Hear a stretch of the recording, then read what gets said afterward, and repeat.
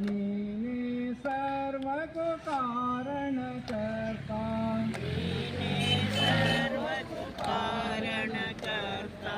ಜಗವನ್ನು ರಚಿಸಿಹ ತಂದೆಯು ನೀನು,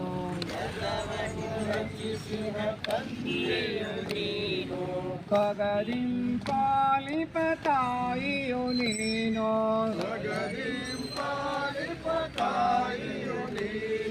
ದುರಿತ ಸಂಕುಲ ಮುಸುಕುತ ಬರಲು,